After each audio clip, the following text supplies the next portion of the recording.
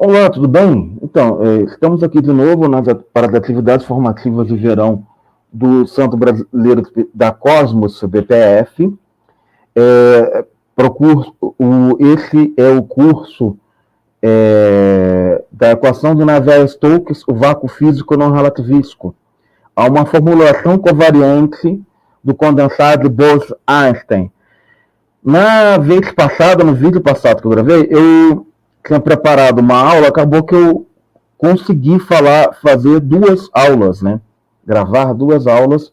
É aquela coisa, né? A gente, no vídeo, com o vídeo assim, a gente acaba correndo muito com a matéria, porque a gente não tem aluno, não tem ninguém interagindo com a gente, né, deita a falação mesmo.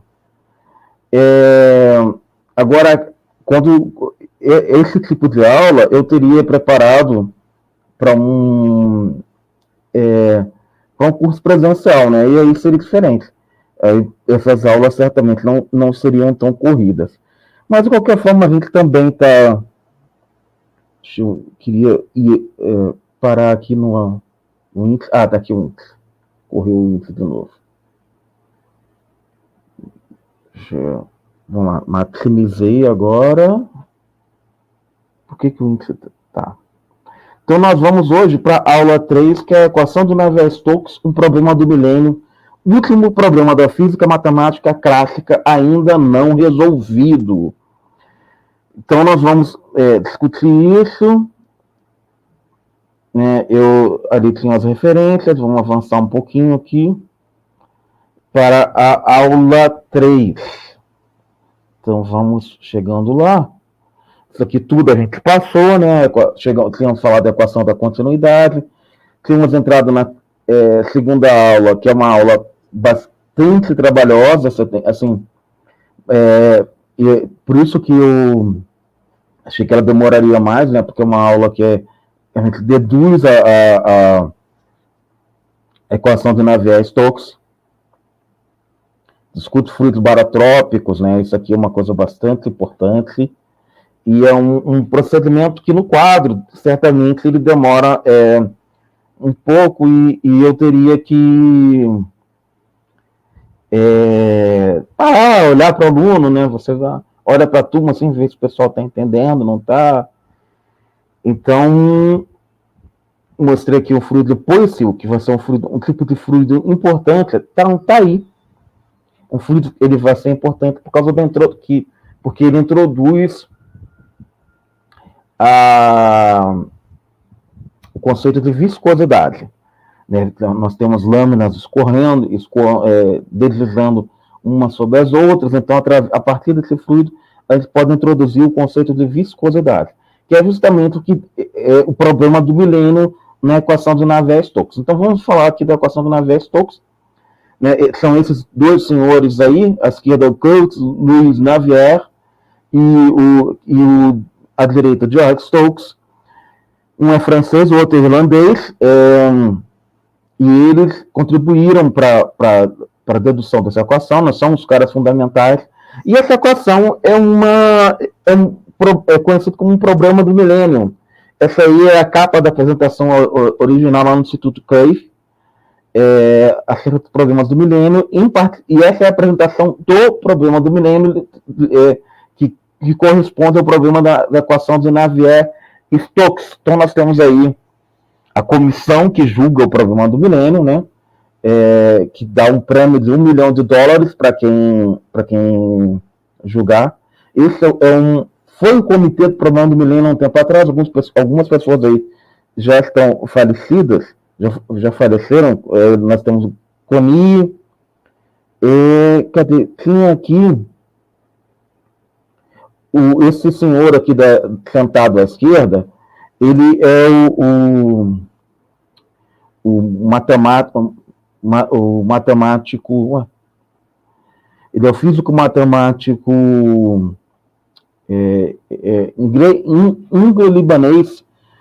anglo-libanês, na verdade, Michael Atiyah, e ele faleceu recentemente, né? Então, vamos lá. Então, esse já não é mais o comitê. Então, a gente tem a equação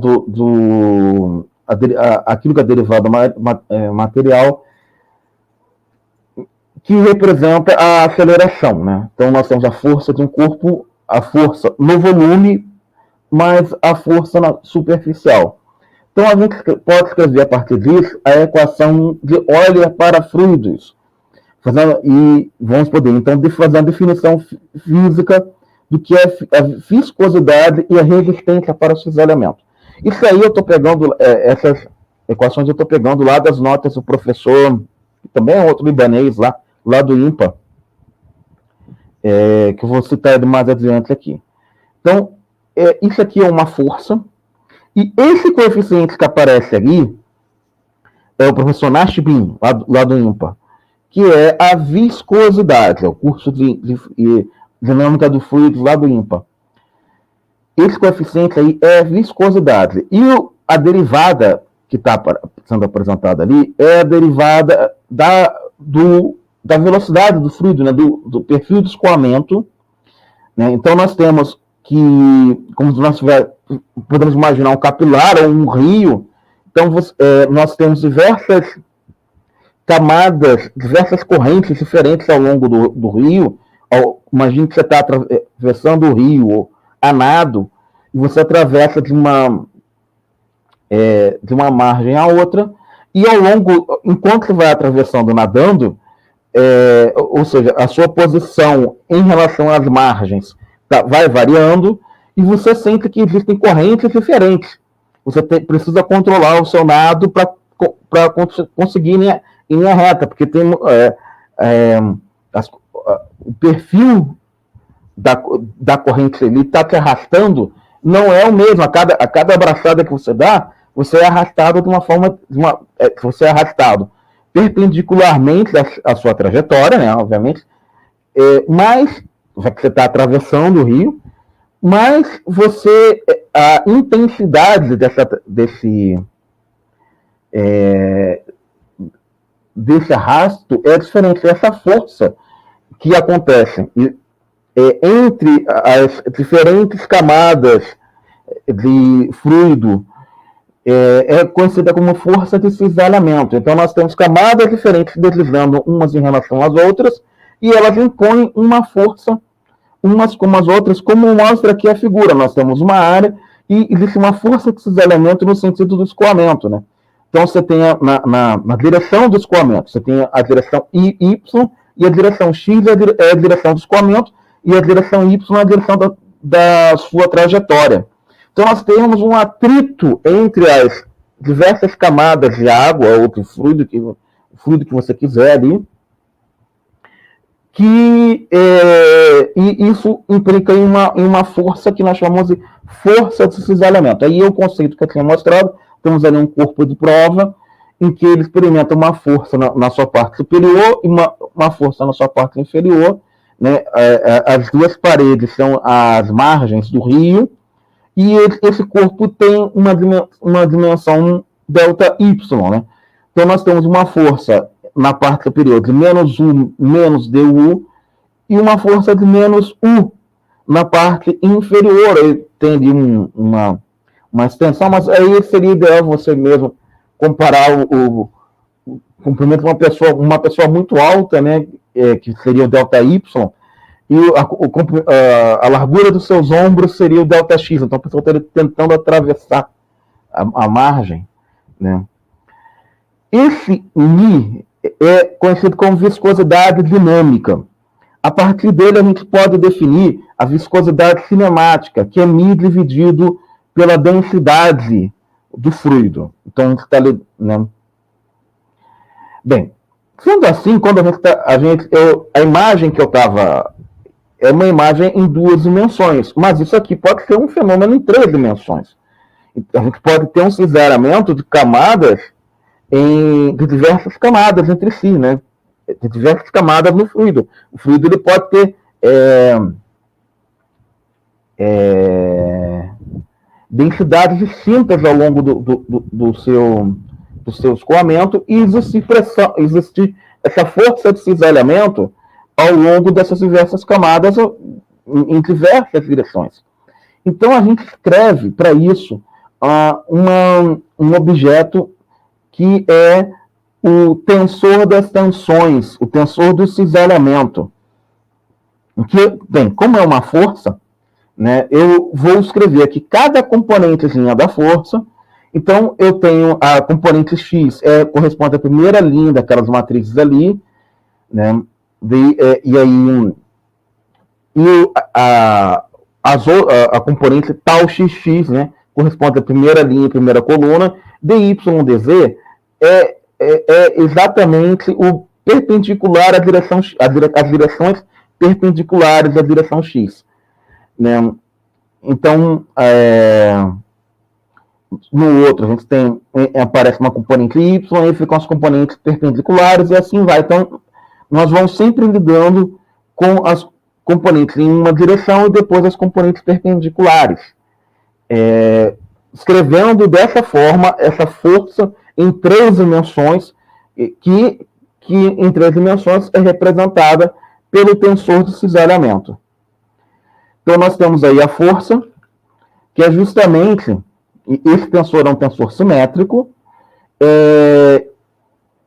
e o que quando nós escrevemos essa tensão de cisalhamento, nós escrevemos finalmente a força, né? Ou seja, a força está relacionada ao tensor de cisalhamento. As componentes desse tensor de cisalhamento. Então, a gente, quando deriva e a associação dessa força com as componentes do tensor de cisalhamento se dá através das derivadas. Isso que nós temos, através, na verdade, do produto do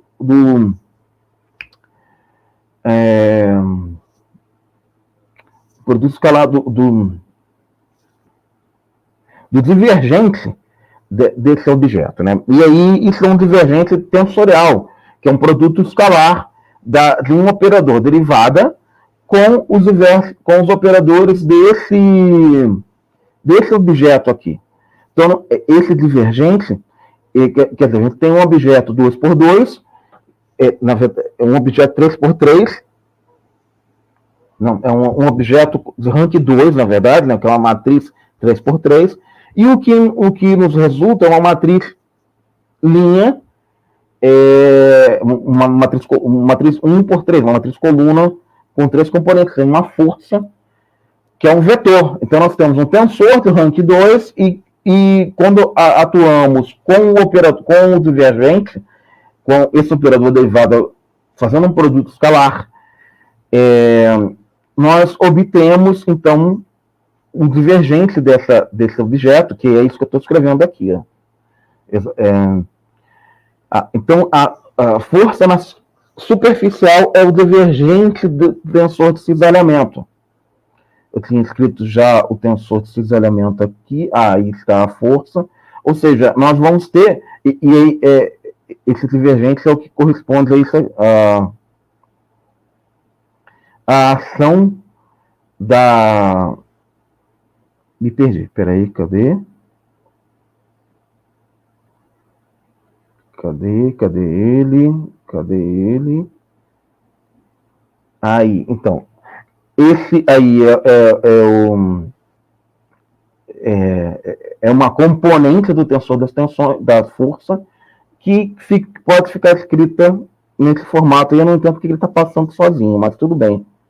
Vamos deixar esses problemas técnicos para um próximo momento. Então tá. Não era para passar agora.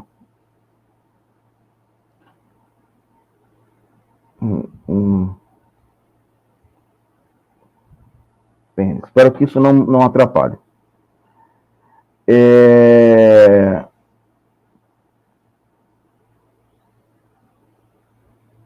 Então, isso aqui eu já tinha explicado.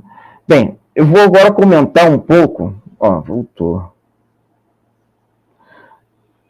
O fluido...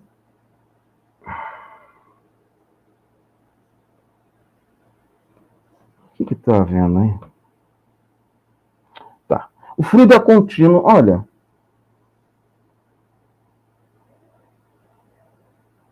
O que está acontecendo aqui? É o 133.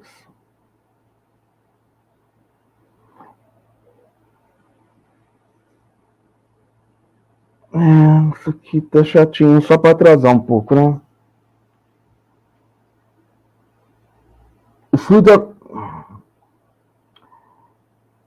O que tá acontecendo com esse negócio?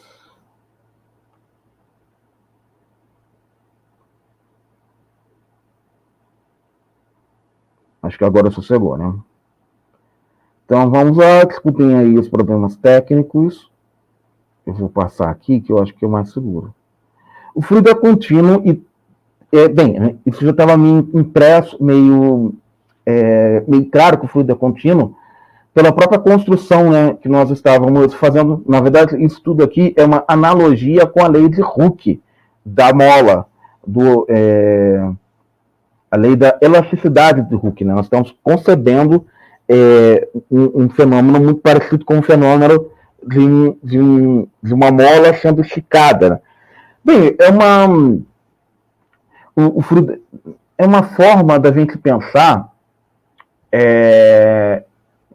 da gente imaginar, são efeitos da matéria, né? Assim, a elasticidade é uma propriedade da matéria e o cinzelamento também é uma propriedade da matéria. Então, a analogia entre a elasticidade do fluido e a mola é bastante consequente. O fluido é isotrópico, ou seja, suas propriedades independem da direção e, por consequência, a lei de deformação independe das coordenadas nas quais são expressas. Quando a taxa de deformação é zero, a lei da deformação pode ser reduzida para a condição da pressão hidrostática. Então, aí nós teríamos três pressões, né, idênticas em três dimensões. O tensor de cisalhamento, ele ficaria diagonal, e é isso que representa a presença do delta de Kronecker ali, e as tensões fora da diagonal seriam zero. Então, assim eu escrevo o tensor das tensões. E, bem, nós temos aqui a pressão usual, e esse outro setor aqui, que é exatamente o setor do cisalhamento que eu havia comentado, onde nós temos esse gradiente, esse produto escalar com o operador derivada atuando sobre um objeto, sobre a velocidade, num produto tensorial, né? Isso aí acaba concebendo que nós temos, ou seja, aqui é I e J, e aqui é J e I. Então, esse índice aqui está errado, que era para ser I, né? E aqui nós temos o setor desse tensor das tensões, que é diagonal também. Pois bem, eu retirei mais uma vez esse conteúdo aí de dois lugares, né? Da página Matemática Simplificada e do trabalho do professor Navier, do professor Nashbin, do INPA. Com isso, nós podemos escrever, ou seja, eu tenho aqui uma operação de primeira derivada da velocidade, e eu vou atuar nesse tensor com um operador que é um divergente. Então, eu vou ter um operador de derivada segunda, Laplaciano, atuando aqui. E é isso que representa, ou seja, esse operador faz um produto escalar, operador derivado faz um produto escalar com o operador derivado que já estava atuando, e quem me dá a direção da força é um escoamento. Logo, nós temos aqui a equação de Navier-Stokes, e é esta equação que corresponde ao problema do milênio. E esse termo aqui é a viscosidade que eu havia comentado, viscosidade dinâmica. Essa foi a dinâmica, né, que eu tinha definido. Deixa eu ver aqui. Essa tem que ser a dinâmica porque é uma força. Então, corresponde exatamente a este termo aqui, atuando com produto escalar para esse lado aqui. Muito bem. Vamos passar, espero que não dê problemas. Bem, o que corresponde a esse problema do milênio? Eu quero apresentar um pouco ele, pela importância que tem esse problema do milênio, porque é essa equação que nós estamos procurando, que se procura uma solução. Começou a passar de novo, sozinho.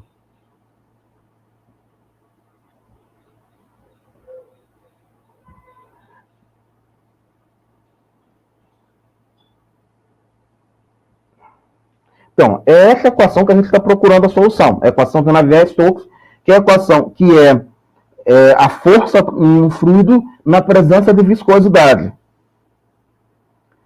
Pois bem, na verdade, essa é a cinemática porque eu atuei com o Rho embaixo, né? Então, nós temos que... O problema de Navier-Stokes, que é o atual problema do milênio, é demonstrar que existe uma equação, uma solução suave para a equação de Navier-Stokes em R3, e existe a quebra dessa solução para R3 e para esse produto, esse espaço quociente, que é o R3 com os inteiros, né? E também a quebra dele. Então, são dois problemas para a equação do Navier-Stokes. A existência de uma suavidade, de uma solução suave em R3, onde o zero é suave, o escoamento é suave, é uma função suave, e livre de divergência, com o vetor campo satisfazendo um ponto, essa equação que está aí. Isso aqui eu extraí exatamente lá daquele trecho que eu havia comentado da apresentação do problema de Navier-Stokes, né? E a quebra, né, o breakdown, a quebra, né, da solução de Navier-Stokes em R3 tem que existir também, ser suave, livre de divergência, o zero, e em R3, e a função f também, ela tem que, em um produto escalar entre zero e infinito, né, como seria o intervalo dos inteiros, né, um produto escalar não, desculpa, num quociente com os inteiros,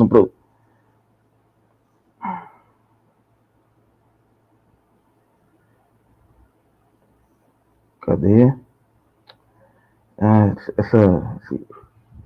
Nós estamos me confundindo aqui. Tá. Então, ela teria que satisfazer essa função entre os inteiros com uma solução para P, para a pressão e para o escoamento, onde a função F está, né? A função F é a força, como eu estou mostrando aqui, para T maior que 0 em X pertencente a R3, e a divergência livre de escoamento é isso, o escoamento ser livre de divergência representa isso aqui que eu estou mostrando, tá? Temos essa condição inicial que está imposta, e a solução ela é para a pressão e para o escoamento, seja suave, sem infinito, nesse intervalo aí, para esse tipo de grupo. E também existe a discussão do torus, né? A existência, na verdade, a existência dela num espaço R3 e o outro espaço, que eu esqueci de comentar isso, que o espaço quociente R3 e Z3 é uns torus.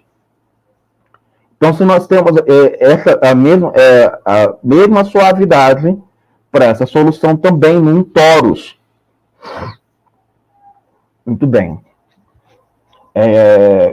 Sendo que a condição inicial agora é um escoamento. O escoamento ele vai ter uma condição em que ele é periódico, né? Porque isso é o que faz o torus, né? Faz com que a presença no torus, faz com que a presença do escoamento seja periódico no espaço, né? Então, na coordenada x, então nós teríamos aqui, a cada passo k, nós teríamos novamente o mesmo perfil de escoamento. Bem, eu comentei sobre viscosidade, tinha comentado na aula anterior sobre escoamento laminar, esse tempo todo aqui, essa meia hora que eu estou falando, foi para definir escoamento na presença da viscosidade. Só que o escoamento na presença da viscosidade, quando nós temos viscosidade, essa grandeza física, ela gera um tipo de escoamento que a gente chama de escoamento turbulento. Na verdade, a gente pode imaginar, então nós temos o laminar e o turbulento. Nós podemos imaginar que o turbulento e o laminar são fases, né, e que ocorre uma transição de fases com uma certa viscosidade ali, quando as lâminas do fluido começam a ficar bem definidas e o cisalhamento entre elas começa a ser relevante, nós deixamos de ter um escoamento laminar para ter uma região de turbulência, como está mostrando aqui esse gráfico, né? Então, nós temos o escoamento mudando de um regime laminar para um regime turbulento, temos ali uma zona de transição entre esses dois regimes, né? E a turbulência, sim, antes de eu falar, e esses dois regimes, bem, na figurinha, o desenho já está dando a entender o que é essa turbulência. Na verdade, é a formação daquilo que a gente chama popularmente de redemoinho. E essa transição de fase, ela é dada para valores dessa grandeza aqui, que é o número de Reynolds, que ele é uma razão entre o setor convectivo do fluido, né, da força do fluido, a parte convectiva, dividido pela parte viscosa. Então, quando nós temos para altos números de Reynolds, nós temos o escoamento laminar. Nós temos o escoamento turbulento. Para baixo números de Reynolds, nós temos o escoamento laminar. Como a cliente fala, o termo convectivo em cima e o termo de viscosidade embaixo. Né? Aí está novamente a equação para a gente lembrar dela. E o que a gente vai fazer agora é atuar com o rotacional dos dois lados da equação. Quando a gente atua com o rotacional, nós temos a grandeza associada ao fluido turbulento, que é a vorticidade, tá? Que nós já tínhamos definido anteriormente. Então, nós temos agora essa equação que aparece para a vorticidade, é a equação, note-se que se a viscosidade cinemática for nula,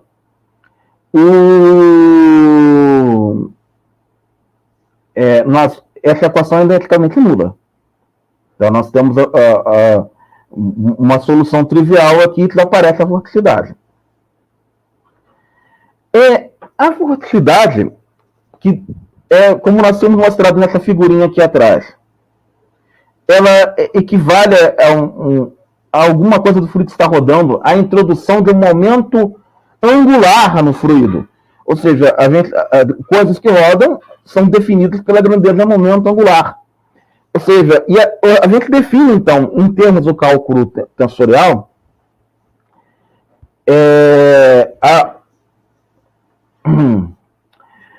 essa grandeza que é a circulação,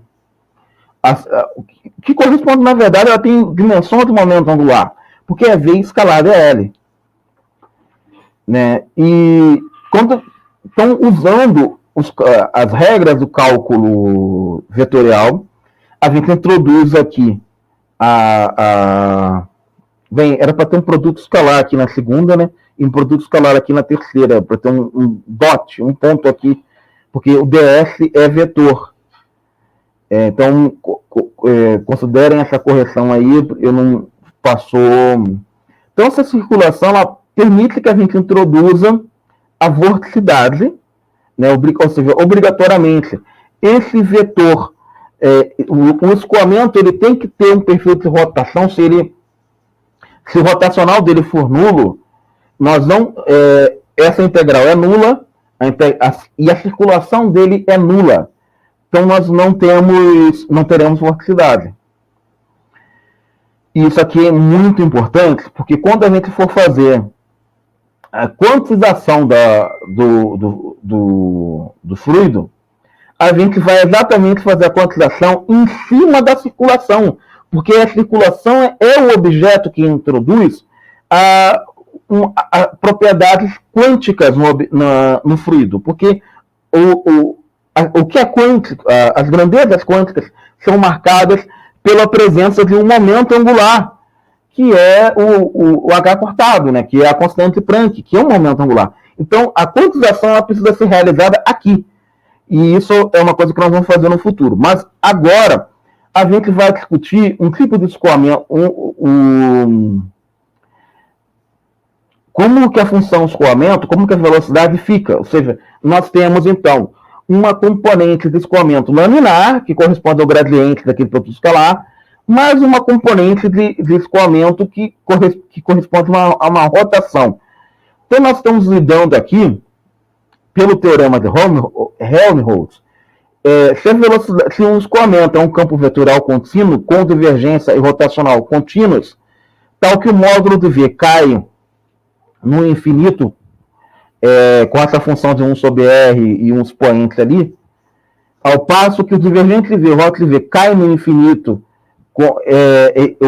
a queda é com o expoente 1 mais exo, né? E o rotacional e o divergente cai com o expoente 2 mais exo, onde esse exo é uma quantidade pequena e maior que zero. Então temos uma representação única, a menos de vetores constantes, com a soma de um campo irrotacional longitudinal. Então, isso que eu estou fazendo aqui é a aplicação desse teorema de Helmholtz, né, onde nós temos exatamente o que eu tinha dito antes. Acabei dando spoiler, né? Um escoamento laminar e um escoamento que nós vamos chamar de escoamento solenoidal. Bem, é esse o resultado. Isso aqui eu vou mostrar já de onde que eu tirei. Ou seja, a parte solenoidal, ela corresponde à existência de um campo vetorial, a exemplo do eletromagnetismo, né? Ou seja, nós temos aqui a soma de uma parte que é irrotacional com uma parte que é rotacional para o escoamento. Então, assim fica escrito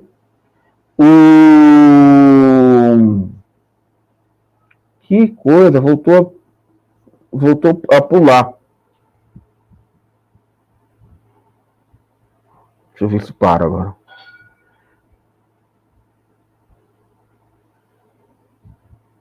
Então, quando nós temos essa simetria para um escoamento solenoidal, nós temos esse perfil aqui de escoamento. Aí, né? A divergência... rapaz. Isso. A divergência da parte do escoamento laminar que coisa, por que está dando... Agora parou no lugar certo. A divergência da parte laminar é não nula, o rotacional dela, obviamente, é nulo, e, ao contrário, a parte solenoidal tem a divergência nula e o rotacional correspondendo à vorticidade. Nós continuamos assim, então temos aí o perfil um perfil realístico, né, desse objeto, né, está escrito ali. Isso foi retirado dos trabalhos do professor Spidnev. E aí eu estou fazendo o rotacional completo, né, do objeto inteiro, onde o primeiro termo some, se anula, e o segundo termo é a viscosidade. Pelas regras do produto do cálculo vetorial, eu posso escrever a vorticidade dessa forma em termos desse potencial vetor que eu defini aqui. Né? No mesmo espírito que eu defino as coisas lá no eletromagnetismo, né? Esse potencial vetor, ele a gente pode escolher para ele um calibre em que a divergência dele seja nula, né? Que se não é o calibre de Lorentz. Então, nós escolhemos essa divergência para ele, e quando fazemos isso, nós escolhemos esse calibre para ele. Quando nós escolhemos esse calibre, nós achamos essa equação para a vorticidade, que tem as seguintes soluções. A discussão de vorticidade é uma discussão tanto na matemática como na física muito importante. Eu já adiantei as propriedades quânticas da vorticidade, né? Mas recentemente a gente teve uma escola aqui na UFRJ, que foi uma escola de verão na UFRJ, sobre modelagem, tanto teórica como numérica, para a vorticidade. Foi recentemente, no ano 2000. O nome da escola foi Vortex in Mass Dynamics in Manifold Modeling e Theoretical and Numerical Methods. Bem, a gente tem alguns tipos de vórtex, né? O vórtex, eu vou enumerar alguns tipos de vórtex, vai faltar alguns aqui, na verdade eu pretendo no ano que vem, nas atividades de verão, formativas de verão do ano que vem, focar na discussão de vórtex, já que o vórtex do Lambda-Jambregin, que é um vórtex tipo de polo, né? O vórtex esférico, que é esse que nós vemos aí, que é o vórtex Hill. Né? São dois tipos de vórtex que eu quis mostrar. Isso tudo aqui eu estou fazendo ainda clássico, né? Eu ainda não botei nada quântico. E nessa tese aqui que eu achei lá na UFRJ, na verdade são notas do curso de Mecânica de Fluidos do Maurício Ortiz Galvão, eu tenho alguns tipos de fluidos, né? O fluido complexo laminar, que tem a parte da vorticidade é nula. O fluido solenoidal, que a divergência é nula. O fluido de Beltrami, que tem essa parte do setor convectivo nulo, isso aí é uma parte do setor convectivo. O solenoidal e Beltrami, que além que tem a propriedade a junção das duas, né, da solenoidal e da de Beltrami, solenoidal e complexo laminar, que junta o solenoidal com o complexo laminar, como está aqui. Por último, nós temos o laplaciano, o escoamento laplaciano, que ele tem tanto divergente nulo como o rotacional nulo, e temos o irrotacional laminar, que é o mais simples, que tem rotacional nulo. Então, tem esses tipos de escoamento aí com relação à vorticidade. Então, eu vou parar por aqui. Tem 38 minutos de aula.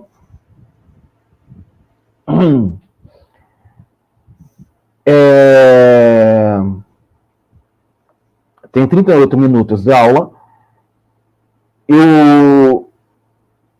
Por que eu vou parar? Poderia até continuar, porque o limite máximo aqui são 2 horas. E eu estou só com 38 minutos.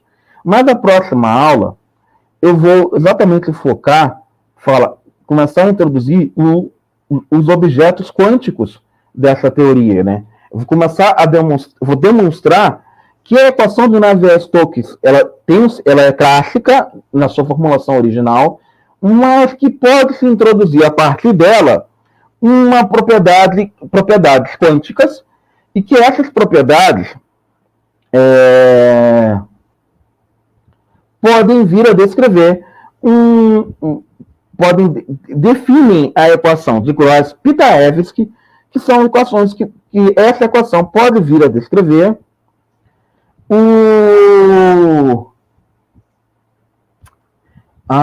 vácuo, né? O vácuo meta-estável ou um fluido de Bose-Einstein que pode ser associado a um vácuo meta-estável.